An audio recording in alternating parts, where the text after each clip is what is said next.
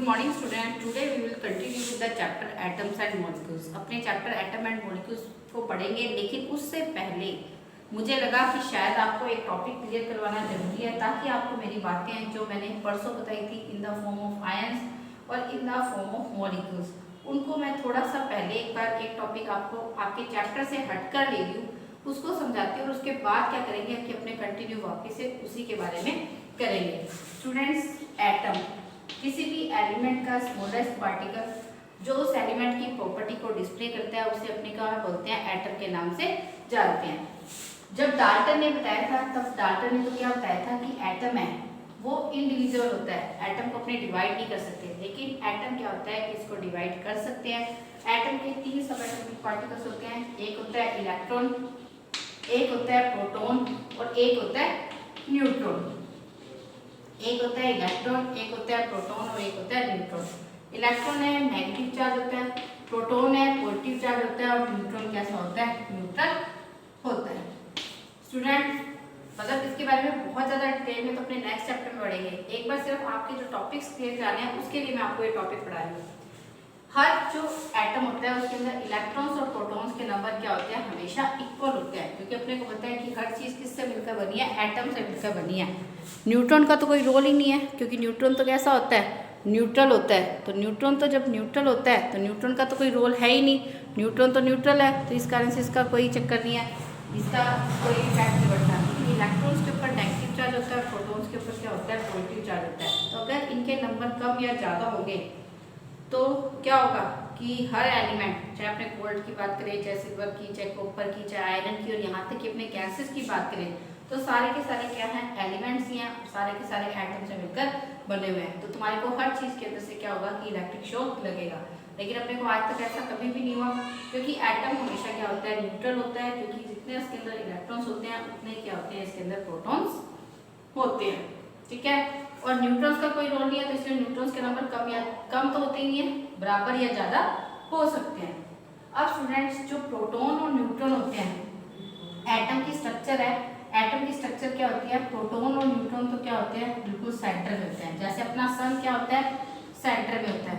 अब सन के चारों तरफ अलग अलग प्लैनेट्स हैं, मरकरी है, वीनस है, अर्थ है, मार्स है, क्या करते रहते हैं, अलग अलग ऑर्बिट के अंदर मिलकर लगाते रहते हैं। तो स्टूडेंट्स, प्रोटॉन्स और न्यूट्रॉन्स तो क्या होते हैं कि जैसे सन है बिल्कुल सेंटर में होता है, तो एटम के अंदर भी क्या होता है, सेंटर के अंदर एक स्ट्रक्चर होती है जिसको अपने बोलते हैं न्यूक्लियस। तो एटम के क्या होता है, बिल्कुल सेंटर के अंदर पाया जाता है, जिसके अंदर प्रोटॉन्स और न्यूट्रॉन्स होते हैं। लेकिन इलेक्ट्रॉन्स क्या करते हैं, जिस तरह से अपना सन के चारों तरफ प्लैनेट्स हैं अलग अलग पाथ में चक्कर लगाते हैं, वैसे क्या होता है कि जो इलेक्ट्रॉन्स हैं वो भी क्या करते हैं, एटम के चारों तरफ यानी न्यूक्लियस के चारों तरफ क्या करते हैं, अलग अलग पाथ के अंदर चक्कर लगाते हैं। इन पाथ को अपने जैसे ऑर्बिट्स बोलते हैं, इनको भी अपने ऑर्बिट्स बोलते हैं, एनर्जी लेवल्स बोलते हैं और शेल के नाम से जानते हैं। इनका एक नंबर दे रखा है, जैसे K shell, L shell, M shell, N L shell, इस तरह से इनको क्या कर रखे हैं, अपने नंबर दे रखे हैं। फर्स्ट शेल होती है, इसको के शेल है फर्स्ट नंबर, एल है सेकंड नंबर, एम है थर्ड नंबर और एन क्या होती है, फोर्थ नंबर पे क्या होती है, शेल होती है। अब देखो बच्चों, प्रोटॉन्स तो क्या करते हैं और न्यूट्रॉन्स तो क्या होते हैं, एटम के बिल्कुल सेंटर के अंदर होते हैं। इलेक्ट्रॉन्स पे क्या करना होता है, इन शेल में, जैसे अपने मरकरी वीनस अपने अपने पाथ पे चक्कर लगाते हैं, इलेक्ट्रॉन्स पे क्या करते हैं, हर अपने पाथ पे चक्कर लगाते हैं। लेकिन हर पाथ के अंदर, हर एनर्जी लेवल के अंदर क्या होते हैं, फिक्स नंबर के अंदर इलेक्ट्रॉन्स होते हैं, हर ऑर्बिट के अंदर क्या होते हैं, फिक्स नंबर के अंदर इलेक्ट्रॉन्स होते हैं। इसका एक फॉर्मूला होता है 2n²। n का मतलब होता है नंबर ऑफ शेल, n का मतलब क्या होता है, नंबर ऑफ शेल। अब जैसे अपने k की बात करते हैं, k कौन सा नंबर शेल है, 1, तो 2 की जगह 2, n की जगह 1 का स्क्वायर, तो 2 × 1 यानी कितना हो गया, 2, यानी k शेल के अंदर कितने इलेक्ट्रॉन चक्कर लगाते हैं, 2 चक्कर लगाते हैं। l की बात करें, l का नंबर होता है 8, l का नंबर होता है 2, तो 2 × 2 का स्क्वायर, 2 × 4 यानी l शेल के अंदर कितने इलेक्ट्रॉन चक्कर लगा सकते हैं, मैक्सिमम 8 इलेक्ट्रॉन चक्कर लगा सकते हैं। m की बात करें, m का नंबर होता है 3, तो 2 × 3 का स्क्वायर यानी 2 × 9 यानी कितना हो गया, 18। n की बात करें 4, 2 × 4 का स्क्वायर यानी 2 × 16 यानी कितने हो गए, 32 इलेक्ट्रॉन हो गए।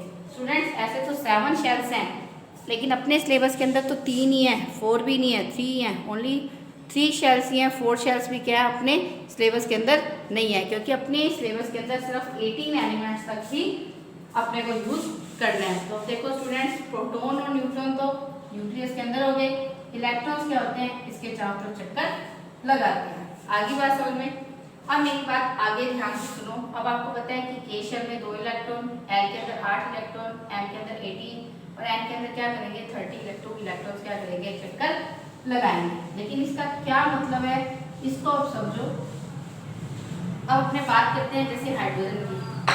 हाइड्रोजन का नंबर होता है 1 का मतलब है इसके अंदर एक ही प्रोटॉन है और एक ही इसके अंदर क्या है इलेक्ट्रॉन है। तो प्रोटॉन तो कहाँ पर है, एटम के न्यूक्लियस के अंदर है, और इलेक्ट्रॉन एक ही है। तो कौन सी शेल में चक्कर लगाएगा, के शेल के अंदर एक चक्कर, इलेक्ट्रॉन क्या करेगा चक्कर लगाएगा। उसके बाद अपने बात करते हैं हीलियम की। हीलियम का नंबर होता है 2। जब हीलियम का नंबर है 2 तो यानी इसके अंदर प्रोटॉन भी कितने हैं 2 है और इलेक्ट्रॉन भी कितने हैं 2 है। तो इसका जो न्यूक्लियस है इसके अंदर प्रोटॉन्स का नंबर तो कितने हैं 2 है, प्लस न्यूट्रॉन्स भी पाए जाएंगे, लेकिन इलेक्ट्रॉन्स क्या होंगे इसके चारों तरफ चक्कर लगाएंगे। इसके अंदर तो 2 ही इलेक्ट्रॉन्स है, तो के शेल में मैक्सिमम कितने इलेक्ट्रॉन चक्कर लगा सकते हैं, 2 इलेक्ट्रॉन से वो चक्कर लगा सकते हैं। तो इसके अंदर भी क्या करेंगे 2 इलेक्ट्रॉन क्या करेंगे चक्कर लगाएंगे। अब अपने बात करते हैं लिथियम की। लिथियम का नंबर होता है 3। लिथियम का नंबर क्या होता है 3। जब लिथियम का नंबर 3 होता है तो यानी इसके अंदर प्रोटॉन्स भी 3 है, इलेक्ट्रॉन्स भी कितने 3 है। तो इसका क्या हो जाएगा 2 1, क्योंकि के शेल में 2 इलेक्ट्रॉन चक्कर लगा सकते हैं। उसके बाद क्या होगा कि नेक्स्ट इलेक्ट्रॉन कहाँ पे जाएंगे, नेक्स्ट शेल के अंदर जाएंगे। तो प्रोटॉन्स और न्यूट्रॉन्स इसके न्यूक्लियस में, इलेक्ट्रॉन्स पहले के शेल में 2 इलेक्ट्रॉन चक्कर लगाने हैं, उसके बाद एल के अंदर क्या करेगा एक इलेक्ट्रॉन है वो चक्कर लगाएगा। इस तरह से अपने क्या करते हैं कि शेल है इसको फिल करते रहते हैं। मैंने आपको पहले भी बोला था कि इसको अपने को 20 नंबर्स तक hydrogen, helium, lithium, beryllium, boron, carbon, nitrogen, oxygen, fluorine, neon, sodium, magnesium, aluminium, silicon, phosphorus, sulphur, chlorine, argon, potassium और कैल्शियम। ये 20 तक है, यहाँ तक आपको लर्न करने हैं। अब स्टूडेंट्स अपनी बात करते हैं जैसे नियोन। नियोन का नंबर होता है 10। जब आप याद करोगे तो आपको अपने आप समझ आ जाएगा। इसके अंदर प्रोटॉन्स के नंबर भी कितने हैं 10 और इलेक्ट्रॉन्स के नंबर भी कितने हैं 10। तो इसके अंदर क्या हो गया प्रोटॉन और न्यूट्रॉन तो न्यूक्लियस में हो गए, इलेक्ट्रॉन से चक्कर लगाते हैं। फर्स्ट शेल के अंदर 2 इलेक्ट्रॉन चक्कर लगा रहे हैं, के एल 2 इलेक्ट्रॉन्स, 2 के बाद कितने बच गए 8। तो सेकंड शेल के अंदर कितने चक्कर लगाते हैं 8 इलेक्ट्रॉन से चक्कर लगाते हैं। अब अपने बात करते हैं सोडियम की। सोडियम का नंबर है 11। प्रोटॉन भी 11, इलेक्ट्रॉन भी 11, के एल एम। पहली शेल में 2, दूसरी में 8, तीसरी के अंदर 1। तो यानी ये शेल क्या हो जाएगी 4 बढ़ जाएगी। इस तरह से क्या होगा इलेक्ट्रॉन्स क्या करेंगे इसके अंदर चक्कर लगाएंगे। ठीक है स्टूडेंट्स, आपको बात समझ आ गई, क्लियर होगी बात। यानी इस तरह से क्या होता है, फिर अगर 12 है तो 282, 283, 284, 285, 286, 287। जैसे आर्गन का नंबर है 18 तो इसके अंदर क्या हो जाएगा 288, के के अंदर 8, एल के अंदर 8, एम के अंदर 8। अपने को सिर्फ यहीं तक आर्गन तक ही सही मायने में क्या करना है अपने को करना है। तो आर्गन के अंदर आउटर मोस्ट शेल के अंदर क्या होंगे 8 इलेक्ट्रॉन से वो चक्कर लगाएंगे। ये बात एक क्लियर होगी तो अपने आगे बढ़ते हैं। आगे बढ़ने के लिए अब क्या करेंगे अपने करते हैं कि मैंने तुम्हें बताया था कि हर चीज़ है वर्ल्ड में स्टेबल रहना चाहती है, और एटम की स्टेबिलिटी का मतलब होता है उसकी आउटर मोस्ट शेल के अंदर 8 इलेक्ट्रॉन होना। जैसे नियोन का नंबर था 10, के शेल के अंदर 2 इलेक्ट्रॉन, रेड के अंदर एल के अंदर 8 इलेक्ट्रॉन चक्कर लगाते हैं। उसके अंदर मैंने दूसरा नंबर अभी आपको बताया था आर्गन, इसका नंबर होता है 18 होता है। तो इसके अंदर के शेल के अंदर 2, एल के अंदर तो मैक्सिमम 8 लगा सकते हैं, और एम के अंदर क्या होती है 3 इलेक्ट्रॉन से अराउंड लगाते हैं। तो इसके अलावा एक हीलियम सेकंड नंबर पे था, हीलियम का नंबर होता है 2। तो के शेल के अंदर तो मैक्सिमम कितने इलेक्ट्रॉन चक्कर लगा सकते हैं 2 इलेक्ट्रॉन से चक्कर लगा सकते हैं। हीलियम, नियोन, आर्गन ये तीनों नोबल गैसेज हैं, ये किसी के साथ भी रिएक्ट नहीं करती। हीलियम को छोड़ दें, बाकी इसके अलावा अपने क्रिप्टॉन, जिनोन और रिडोन 3 गैसेज और पढ़ेंगे। इन सबके आउटर शेल के अंदर क्या होते हैं 8 इलेक्ट्रॉन्स होते हैं। तो जिसकी भी आउटर मोस्ट शेल के अंदर 8 इलेक्ट्रॉन्स होते हैं वो किसी भी के साथ रिएक्ट नहीं करता, वो एटम क्या होता है हमेशा स्टेबल होता है। तो यहीं से आइडिया आया था कि जो एटम है उनकी आउटर मोस्ट शेल के अंदर अगर 8 इलेक्ट्रॉन्स कर दिए जाए तो वो एटम क्या हो जाएगा हमेशा के लिए स्टेबल हो जाएगा।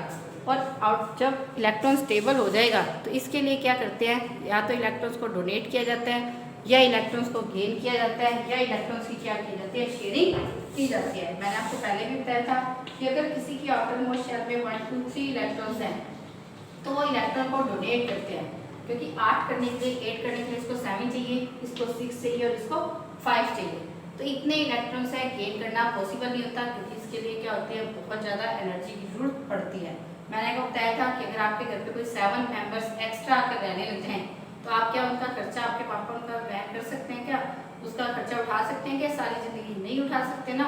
तो इसी कारण से क्या होता है कि जब भी कभी आउटर मोस्ट शेल के अंदर 1 2 3 इलेक्ट्रॉन्स होते हैं तो इलेक्ट्रॉन्स को क्या किया जाता है डोनेट किया जाता है।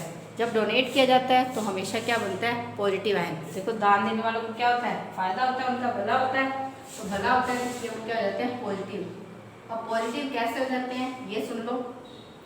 जैसे सोडियम की बात करते हैं, सोडियम का नंबर होता है 11, यानी इसके अंदर प्रोटॉन भी कितने हैं 11 और इलेक्ट्रॉन्स भी कितने हैं 11। प्रोटॉन तो उसके न्यूक्लियस के अंदर है, कोई चक्कर ही नहीं है। इलेक्ट्रॉन्स हैं KLM 2 फिर 8 और फिर 1 इलेक्ट्रॉन है, इलेक्ट्रॉन को क्या करेगा डोनेट करेगा। डोनेट कर दिया तो प्लस का 11 माइनस का 10, यानी इसके ऊपर क्या आ गया +1 चार्ज आ गया, यानी सोडियम क्या होता है +1 होता है। मैग्नीशियम की बात करते हैं 12, प्रोटॉन भी 12, इलेक्ट्रॉन भी 12, KLM 2 8 2, 2 इलेक्ट्रॉन डोनेट कर दिए तो इसके ऊपर क्या आ गया +2 चार्ज आ गया। इस तरह से क्या होता है कि जो इलेक्ट्रॉन्स को डोनेट करता है वो होता है पॉजिटिव आयन, और पॉजिटिव आयन को अपने क्या बोलते हैं कैटायंस के नाम से जानते हैं। अब आपको समझ आ गई होगी, मैंने आपको बताया था इन द फॉर्म ऑफ आयंस, ये क्या हो गए कैटायंस। अब अपने बात करते हैं नेगेटिव आयंस। नेगेटिव आयंस क्या होते हैं एनायंस। अब कैसे बनते हैं ये स्टूडेंट्स, जैसे क्लोरीन, क्लोरीन का नंबर होता है 17, यानी इसके अंदर प्रोटॉन भी 17 है और इलेक्ट्रॉन भी कितने हैं 17 है। तो प्रोटॉन्स तो न्यूक्लियस में है, इलेक्ट्रॉन्स क्या होंगे पहली शेल में 2, दूसरी में 8, तीसरी में कितने रहेंगे 7। 8 करने के लिए क्या करेगा एक इलेक्ट्रॉन को गेन करेगा, तो प्लस का 17, लेकिन 18 क्या हो जाएंगे माइनस का 18, तो इसके ऊपर क्या आ जाएगा -1 चार्ज आ जाएगा। इस तरह से ऑक्सीजन की बात करते हैं, ऑक्सीजन का नंबर होता है 8, यानी प्रोटॉन भी 8 है और इलेक्ट्रॉन्स भी कितने हैं 8 हैं। K शेल में 2 इलेक्ट्रॉन, L के अंदर 6 इलेक्ट्रॉन, यानी इसमें कितने गेन किए 8 करने के लिए 2 इलेक्ट्रॉन्स गेन किए, इसलिए इसके ऊपर क्या आ जाता है -2 चार्ज आ जाता है। तो जितने इलेक्ट्रॉन मैक्सिमम 3 इलेक्ट्रॉन डोनेट हो सकते हैं, मैक्सिमम 3 इलेक्ट्रॉन से क्या हो सकते हैं गेन हो सकते हैं, और मैक्सिमम 3 इलेक्ट्रॉन्स क्या हो सकते हैं शेयर हो सकते हैं। तो ये क्या बन गया पॉजिटिव आयंस और नेगेटिव आयंस बन जाते हैं। अब इसी तरह से मॉलिक्यूल्स भी बनते हैं। अभी अपने मॉलिक्यूल्स की बात कर रहे थे, तो मॉलिक्यूल्स के अंदर क्या होता है कि इलेक्ट्रॉन्स की शेयरिंग होती है। क्या होती है इलेक्ट्रॉन्स की शेयरिंग होती है। मॉलिक्यूल्स बनाने के लिए इलेक्ट्रॉन्स की शेयरिंग होती है। कैसे होती है स्टूडेंट्स, देखो जब भी शेयरिंग की जाती है कोई भी चीज़ शेयरिंग का मतलब पार्टनरशिप की जाती है, तो पार्टनरशिप पे क्या होता है कि जो भी व्यक्ति पार्टनरशिप करते हैं उनका पूरा बराबर का अधिकार होता है। आपको मैंने बताया कि आपके पापा ने और आपके पापा के किसी फ्रेंड ने एक कार को लिया, कार को टैक्सी के रूप में चला दिया। अगर उस टैक्सी को अगर वो टैक्सी जाती है, अगर उसका कोई फ़ायदा होता है तब भी दोनों में बराबर बंटेगा, दोनों को कोई नुकसान होता है तो भी दोनों में बराबर नुकसान बंटेगा। प्लस अगर किसी एक व्यक्ति को चाहिए कभी गाड़ी तो वो लेके जा सकता है। सुनिए कि आपके पापा कह दे कि मैं तो गाड़ी नहीं देता, या आपके पापा का फ्रेंड ऐसा बोले तो ऐसा पॉसिबल नहीं होता। शेयरिंग पे क्या होता है कि बराबर का अधिकार होता है। अब शेयरिंग कैसे होती है, शेयरिंग है ये भी 1 2 और 3 इलेक्ट्रॉन्स की हो सकती है। पॉसिबल कितने इलेक्ट्रॉन्स की है 1 2 3 इलेक्ट्रॉन्स की क्या होती है शेयरिंग है वो पॉसिबल है। तो इसलिए शेयरिंग भी क्या होती है 1 2 3 इलेक्ट्रॉन। स्टूडेंट्स शेयरिंग भी क्या होती है कि मैक्सिमम 3 इलेक्ट्रॉन्स की क्या होती है पॉसिबल होती है। अब 3 इलेक्ट्रॉन्स की कैसे पॉसिबल होती है, जैसे अगर अपने बात करते हैं हाइड्रोजन, अपने लिखते हैं H2, हाइड्रोजन का नंबर होता है 1, इसकी K शेल के अंदर कितने इलेक्ट्रॉन है 1, और अपने को पता है कि K शेल के अंदर मैक्सिमम कितने इलेक्ट्रॉन फिल हो सकते हैं, 2 इलेक्ट्रॉन फिल हो सकते हैं, यानी इसको कितने इलेक्ट्रॉन की जरूरत होती है, 1 इलेक्ट्रॉन की जरूरत होती है। तो 2 हाइड्रोजन है HH, दोनों ने क्या किया, एक एक इलेक्ट्रॉन की शेयरिंग कर ली, तो क्या बन गया, दोनों का बराबर पूरा हो गया, क्योंकि पार्टनरशिप वाली चीज पे दोनों का बराबर का अधिकार हो गया, तो क्या बन गया, हाइड्रोजन H2 बन गया। O2 की बात करते हैं, ऑक्सीजन अपने यूं लिखते हैं, ऑक्सीजन का नंबर होता है 8, K शेल के अंदर मैक्सिमम 2 इलेक्ट्रॉन, L के अंदर 6 इलेक्ट्रॉन्स।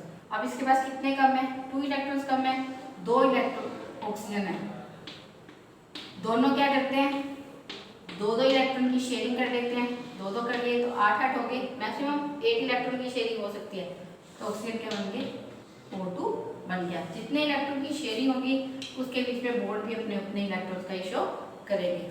अब नाइट्रोजन की बात करते हैं, नाइट्रोजन का नंबर होता है 7, K शेल में 2 इलेक्ट्रॉन, L के अंदर 5, यानी इसके पास कितने इलेक्ट्रॉन्स की कमी है, 3 इलेक्ट्रॉन्स की कमी है, तो ये क्या करता है, 3-3 इलेक्ट्रॉन की शेयरिंग कर लेता है, तो इसके पास क्या बन गया, ये ट्रिपल बॉन्ड एंड बन गया।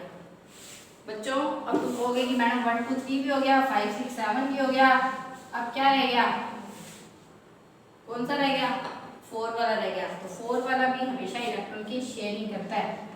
जैसे कार्बन की बात करते हैं, कार्बन का नंबर होता है 6, तो इसके आउटरमोस्ट शेल में कितने इलेक्ट्रॉन होते हैं, 4 इलेक्ट्रॉन होते हैं, तो ये क्या करता है, 4 इलेक्ट्रॉन की हमेशा शेयरिंग ही करता है। जैसे कार्बन डाइऑक्साइड पढ़ते हो ना, कार्बन डाइऑक्साइड, कार्बन का नंबर है 6, इसको चाहिए 4 इलेक्ट्रॉन्स, ऑक्सीजन का नंबर है 8, इसको कितने चाहिए, 2 इलेक्ट्रॉन्स। तो कार्बन अकेला है, ऑक्सीजन 2 है, तो जो अकेला हो उसको बीच में रखो, ऑक्सीजन को साइड में। ऑक्सीजन के पास कितने हैं, 6, कार्बन के पास कितने हैं, 4, इस ऑक्सीजन ने इसके साथ शेयर किया, ऑक्सीजन के 8 पूरे हो गए, इस ऑक्सीजन ने इस कार्बन के साथ शेयर किया, इसके भी 8 पूरे हो गए। कार्बन के 4 थे, 2 6 2 8, कार्बन के भी क्या हो गए, पूरे 8 हो गए। तो इस तरह से इसने क्या किया, इलेक्ट्रॉन की शेयरिंग कर दी। CH4, कार्बन का नंबर होता है 6 2 4, हाइड्रोजन का नंबर होता है 1, इसको कितने चाहिए, 1 इलेक्ट्रॉन चाहिए। जब इसको 1 इलेक्ट्रॉन चाहिए तो ये क्या करता है, इस तरह से, कार्बन अकेला है, हाइड्रोजन कितने हैं, 4 है,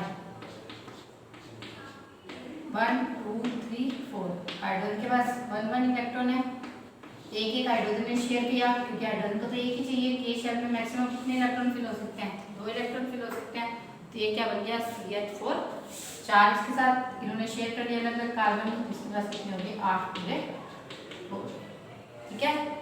इस तरह से वाटर H2O, हाइड्रोजन का नंबर होता है 1, इसको 1 ही चाहिए, ऑक्सीजन का नंबर होता है 8 2 6, इसको कितने चाहिए, 2 चाहिए, तो ऑक्सीजन अकेला है, ऑक्सीजन को बीच में डालते हैं, हाइड्रोजन को अपने साइड में रखते हैं, तो हाइड्रोजन को 1 चाहिए, ऑक्सीजन को 2 चाहिए, तो एक ऑक्सीजन इसके साथ शेयर करके पूरा कर लेती है, और एक ऑक्सीजन क्या करती है, इसके साथ शेयर करके पूरा कर लेती है। तो इस तरह से क्या हो गया, ऑक्सीजन के 8 पूरे हो गए, और हाइड्रोजन के भी क्या हो गए, 2 पूरे हो गए। इस तरह से क्या बनते हैं, मॉलिक्यूल्स है वो बनते हैं। तो यानी आयंस और मॉलिक्यूल्स कैसे बनते हैं ये आता तो आपके नेक्स्ट चैप्टर में, लेकिन मेरे को इस चैप्टर में समझाना बहुत जरूरी था, क्योंकि अगर नहीं समझाती तो ये आपको टॉपिक क्लियर नहीं होता। आप अपने क्या करेंगे कि नेक्स्ट वीडियो के अंदर क्या करेंगे, आगे कंटिन्यू करेंगे। Thank you students, have a nice day.